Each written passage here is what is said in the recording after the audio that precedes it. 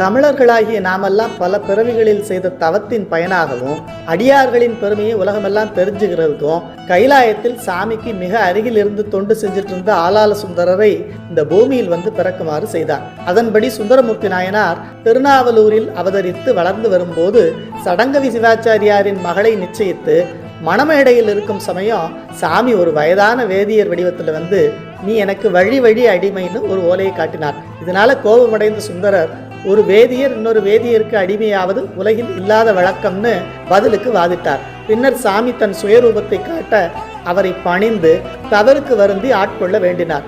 உடனே சாமி, சுந்தரா, நான் என்னை உனக்கு நண்பராக தந்தேன். நீ இந்த பூமியில் உள்ள உயிர்கள் என்னை வழிபட்டு நல்ல கதி அடைய தமிழில் பாடு.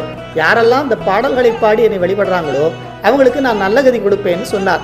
இப்படி சுந்தரர் பித்தா பரிசூடி பெருமானே அருளாளான்னு தமிழில் வைது பாடியதை கேட்டு சிவபெருமான் மகிழ்ந்ததை அறிந்த வடமொழி வேதங்கள் எல்லாம் நாம வாழ்த்தி பாடி கிடைக்கும் பேரு தமிழில் வைது பாடியே கிடைக்குதுன்னா தமிழ் மொழி சிவபெருமானுக்கு ரொம்ப வேண்டப்பட்டதுதான் நினைச்சு ஒதுங்கி கொண்டதாம். இதை அர்ச்சனை பாட்டேயாம் என்ற ஆரூரர் காதியிலே சொற்றமிழ் பாடுக எனச் சொன்னமையால் சொற்படியே செய்தாய் நால்வேதம் திகைத்தொதுங்க பித்தனென்று வைதாய் நீ வைதாலும் வாழ்த்தாமேன்னு மதுரை சொக்கநாதர் தமிழ் விடுதூது நமக்கு தெரிவிக்குது. அதனால பெருமைமிக்க தமிழே, உன்னோட துணையால தான் நான் சொக்கதாரை பாடி வழிபட்டு நல்லா இருக்கேன். நீ மட்டும் எனக்காக அவரிடம் தூது போய் என் குறையை சொல்லலைன்னா என்னோட கதி என்ன ஆகுமோ எனக்கே தெரியல.